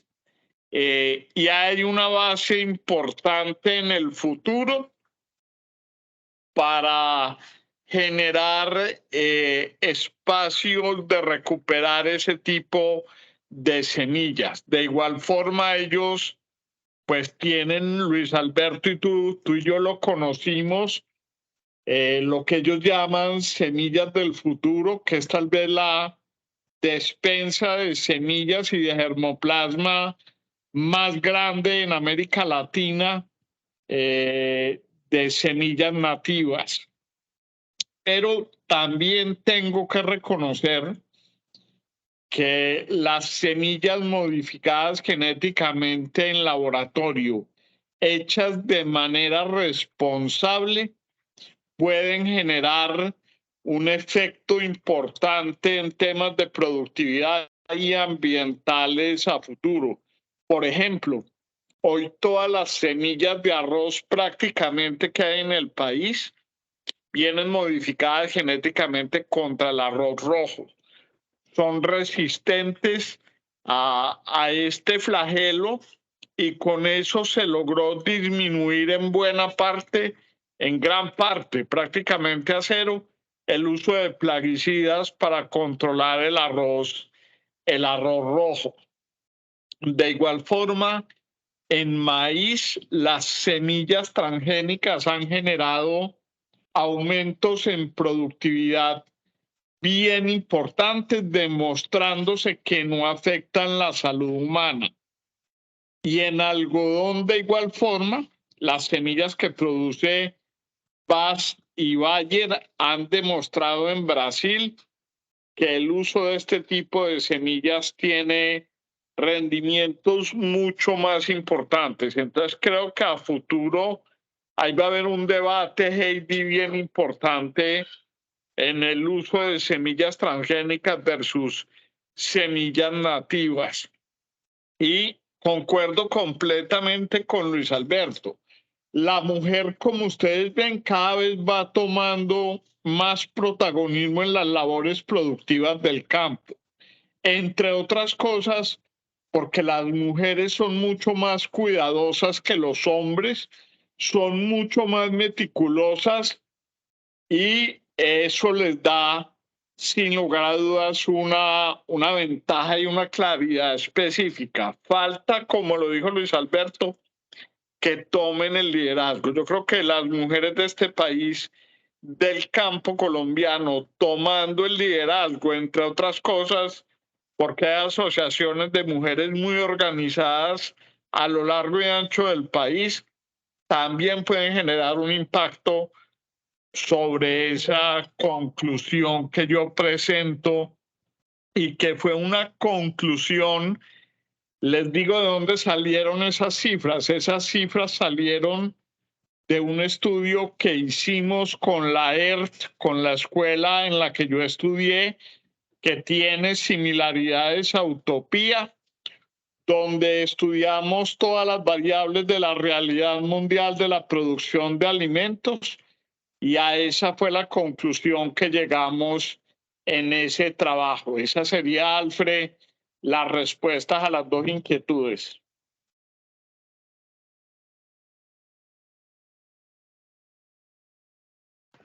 Muchas gracias, Juan Gonzalo, Luis Alberto. Bueno, decano, yo creo que ya estamos llegando al momento de terminar. No sé si hay alguna otra inquietud en el chat. Por el chat no veo, pero yo sí quisiera pedirle el favor al doctor Juan Gonzalo, si es tan amable y nos regala unas palabritas de esa experiencia que está teniendo con esta exportación de ganado, que pues bueno, yo no soy mucho de esta área, estoy aprendiendo muchísimas cosas, me encanta, pero por lo que decía, me parece que es un volumen grandísimo, y digamos que sí soy ingeniero industrial, me gustan mucho los temas de la logística, y creo que bueno, por eso es súper interesante estos espacios en los cuales terminamos muchas áreas del conocimiento de la ingeniería trabajando alrededor de ciertas problemáticas, y creo que todos los temas de la logística, todos los temas de poder desarrollar el transporte de estos animales, más el proceso comercial, el proceso de la venta, el proceso que todo ello implica, pues me parece que es una experiencia súper interesante. Yo desconocía que pudiéramos nosotros como país estar exportando esta cantidad tan grande de ganado. Entonces, pues me llamó mucho la atención que nos cuenta que usted está allá en Cartagena en este proceso. A ver si nos regalan unas palabras. Aquí tenemos de todas las áreas de nuestra facultad de ingeniería, y creo que podría ser un tema también muy interesante donde confluyen muchos elementos alrededor de esta actividad. Claro, yo le agregaría la pregunta a Juan Gonzalo, yo le agregaría la pregunta a Juan Gonzalo, parte pues de la complejidad que requiere un tema de estos en logísticos, comerciales. Hay un tema cultural también en juego. ¿Por qué hay países que importan ganado y que es una oportunidad de negocio para nosotros? Adelante, Juan Gonzalo. Claro que sí, Alfred. A ver, les cuento, la exportación de ganado en pie empezó en el país hacia el siglo pasado, en los años 20, en 1920, fueron los primeros ejercicios que tuvimos en exportación de ganado en pie. En la costa atlántica, la familia Vélez quiso exportar carne en canal, no pudo y terminó exportando ganado en pie, fundamentalmente a Cuba y a las islas del Caribe. Posteriormente, hacia este siglo ya, ustedes saben que se tuvo la exportación de ganado a Venezuela. Venezuela fue nuestro principal destino. A Venezuela exportábamos ganado en camiones y tuvimos ahí tal vez los volúmenes récord, cerca de 500.000 reses en el año 2013 fueron exportadas a Venezuela. A raíz del cierre de Venezuela en el 2016, pues empezó la búsqueda de nuevos mercados y ahí es donde entra Alfredo. Hacia el 2019 encontramos los mercados de Medio Oriente como una oportunidad inmensa para exportar nuestro ganado. ¿Por qué los mercados de Medio Oriente? Porque ellos, por un tema religioso, la carne que consumen debe cumplir dos condiciones. La primera, provenir de animales que tengan la sangre caliente, es decir, que se sacrifiquen vivos en el sitio, o provenir de instalaciones que sean aprobadas con el sello halal. En Colombia solamente una instalación tiene ese sello, que es Minerva, entonces no daba el volumen de producción. Y se identificaron y hoy se tienen 5 mercados fundamentales con ese tema religioso, que son Egipto, nuestro principal mercado. Egipto fundamentalmente para su ejército. Egipto tiene un ejército de 2 millones de soldados que consumen diariamente proteína y de ahí su demanda. Arabia, Jordania, Irak y el Líbano. Esos son hoy en día nuestros 5 mercados. El año anterior logramos la cifra más alta desde el 2019. En el 2022 logramos exportar 393.000 reses al Medio Oriente por valor de 367 millones de dólares. Eso beneficia a cerca de 350.000 familias ganaderas. Se han generado 4.000 empleos directos y la actividad poco a poco ha ido profesionalizándose y mejorándose. Tan es así que hoy todo el ganado que se exporta de Colombia debe salir de un predio exportador debidamente certificado por el ICA, que debe cumplir con la implementación de buenas prácticas ganaderas. Dentro de esas buenas prácticas ganaderas está todo el cuidado a las cuencas, la implementación de sistemas silvopastoriles, la reducción en la utilización de insumos químicos, el cumplimiento en temas fundamentalmente de bienestar animal, en toda la actividad. De igual forma, en el transporte terrestre, hoy en día se cumple, doctor Julio, en los temas logísticos, con el manual de transporte animal que el Ministerio de Agricultura implementó para el hecho. Y en el transporte marítimo, y yo no puedo ser ajeno a algunas críticas que han venido de ciertos sectores, críticas que son completamente infundadas y son falsas, y les voy a decir por qué. En primer lugar, nuestros animales viajan con la comida y la bebida suficiente para llegar a su destino en condiciones adecuadas. Entre otras cosas, doctor Julio, porque la venta que realizamos nosotros es FOB. O sea, una vez el barco sale, es responsabilidad del comprador. ¿Y qué comprador no quiere que su producto llegue en buenas condiciones al lugar de destino? En segundo lugar, cumplimos todos los requerimientos internacionales de espacio en el barco y en el tema ya práctico les digo, España le asigna un novillo de 400 kilos, le asigna 1 metro cuadrado de espacio en el barco. Brasil le asigna 1.27 y en Colombia le asignamos 1.4 metros cuadrados de espacio en el barco. Es decir, estamos por encima de la normatividad internacional en esos 3 temas que son fundamentales en las libertades de bienestar animal: suficiente comida, suficiente bebida y libre espacio para que el animal vaya bien.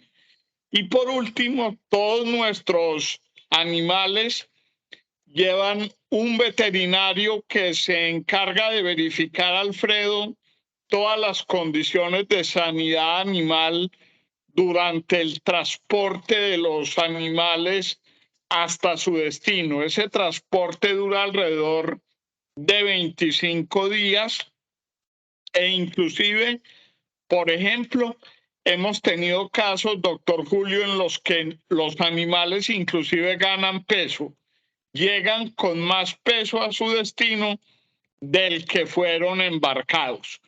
Debo mencionarles también que venimos trabajando en un programa piloto a nivel mundial, y es que Colombia tenga un sello de bienestar animal en la exportación de ganado en pie. Esto lo estamos haciendo con una empresa española que se llama Kiwa y Conelica, y aspiramos tener en el transcurso del próximo año ese sello de bienestar animal. Los barcos, doctor Julio, tienen capacidades que varían entre 9.000 animales o, por ejemplo, el barco que vino la semana pasada, que es el Nada, el barco más grande del mundo, logró embarcar 26.000 animales dirigidos a Arabia Saudita. Y en el futuro cercano creemos que es un mercado en crecimiento, que es un mercado en el que el país se ha profesionalizado y en el que debemos seguir insistiendo, porque las exportaciones de ganado en pie en los próximos 10 años podrían llegar a $1.000 millones. Y yo no creo que Colombia vaya a desperdiciar, con el bajón que ha tenido en las exportaciones en el último año, un futuro, Alfredo, de crecimiento de más de $1.000 millones en generación de divisas para este país. Ese es, doctor Julio, muy rápidamente el panorama actual de la exportación de ganado en pie. Excelente, excelente. Muchísimas gracias, doctor Juan, por esta información. De verdad me parece espectacular.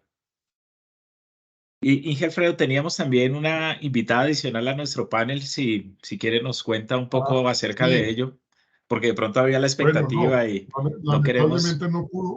no pudo estar con nosotros Manuela Parada, una joven emprendedora de la actividad pecuaria, muy comprometida con los temas de sostenibilidad. Ella tiene 15 años y ya tiene unos emprendimientos importantes y tiene una vocación y una gran capacidad pedagógica para hablar de actividades pecuarias con sostenibilidad. Juan Gonzalo y Luis Alberto la conocen y saben lo que ella representa. Sin embargo, se enfermó y le dio una cuestión de laringitis y no puede hablar, no puede presentar. Estuvimos viendo unos videos que ella tiene, pero tal vez no era fácil empatarlos con la dinámica de esta conferencia, pero espero que en otra oportunidad lo podamos hacer. Claro que sí. En todo caso, de verdad, muchas gracias a Juan Gonzalo, a Luis Alberto. Muy enriquecedor el tema. Creo que La Universidad La Salle tiene un ADN muy importante de compromiso con los temas alimentarios en sus diferentes eslabones, las diferentes instancias donde se construye valor y en perspectiva de sostenibilidad en muchas aristas, lo económico, lo social, lo ambiental, lo democrático, lo tecnológico, etc. De manera tal que agradecerles a nuestros dos conferencistas. Decano, usted cierre con la despedida y a todos recordarle que tienen que firmar una asistencia para efectos del certificado. Sí, señor. Bueno, pues muchísimas gracias a nuestros invitados, el doctor Juan Gonzalo, el doctor Luis, muchísimas gracias por su tiempo, por su generosidad al compartirnos todos estos elementos, ¿verdad? Que nos enriquecen de una manera muy importante en nuestra facultad, a nuestros egresados, también las empresas que están aquí invitadas, los estudiantes, en fin, creo que de aquí surgen muchas iniciativas, muchas ideas, nos dejan la cabeza aquí dando vueltas de cómo podemos nosotros desde la academia, desde nuestra Facultad de Ingeniería, formar ingenieros que aporten soluciones innovadoras a toda esta situación que se está presentando y como ustedes los decían, pues nosotros lo vemos como unos grandes retos que se deben generar proyectos que se puedan ejecutar, que sean viables, que sean también sostenibles y bueno, con todos esos elementos de sostenibilidad que el Inge Alfredo nos está comentando también, y no solamente los tres ya muy conocidos, pero también en la sostenibilidad alimentaria, la digital también, que nos comentaba el Inge Alfredo, y cómo logramos nosotros generar todo ese conocimiento alrededor de la ingeniería y que sea una ingeniería de verdad aplicable y que nuestros estudiantes y por supuesto nuestros egresados en los diferentes programas, pues podamos entonces desarrollar soluciones innovadoras hacia la sostenibilidad. Creo que ese es el reto, eso es lo que nos convoca, por eso nos levantamos en nuestra facultad todas las mañanas, los directores, los docentes, para poder generar ese tipo de pensamientos, de diálogos, de entender diferentes ópticas y pues bueno, por eso estamos en una universidad y es tan rico ese diálogo de poder conversar y generar cosas. Para nuestros participantes y por supuesto también para nuestros invitados, recordarles que ya en el mes de noviembre haremos nuestro último encuentro, nuestro último seminario. Será el 30 de noviembre y este será de manera presencial. Ya les estaremos enviando, por supuesto, la invitación. Será presencial en la universidad porque en el marco del seminario vamos a tener una actividad muy interesante y es el lanzamiento de nuestro doctorado en ingeniería. Va a ser una actividad que, por supuesto, irá a estar muy nutrida también de invitados excepcionales como los de hoy. Vamos a tener también un espacio de compartir alrededor de una copa de vino, de celebrar por la oportunidad que hemos tenido de lanzar nuestro doctorado, un enfoque en doctorado de una manera muy interesante. Lo hemos construido muy bien pensado, muy bien trabajado para de verdad ser un programa que genere nuevo conocimiento, pero genere un nuevo conocimiento aplicado de la ingeniería hacia la sostenibilidad, donde converjan diferentes ingenieros con diferentes experiencias, con diferentes conocimientos, pero todos alrededor de un mismo objetivo, todos alrededor de una misma meta, y es como lograr una ingeniería para la sostenibilidad para Colombia y para el mundo. Así que muchísimas gracias a todos, desearles una feliz noche y bueno, hasta el próximo 30 nos veremos y estaremos compartiendo también un momento muy especial. Así que, Inge Alfredo, usted muchísimas gracias. A nuestros invitados especiales de hoy también mil gracias. A todos los participantes de corazón, muchísimas gracias por acompañarnos y apoyar esta iniciativa. Mil gracias a ustedes. Un abrazo. Hasta luego, doctor Juan Gonzalo. Muchas gracias. Luis Alberto, hasta luego y hasta luego todos. Hasta mañana, doctor Luis Alberto. Muchas gracias para todos y feliz noche. Bueno, gracias. Hasta luego.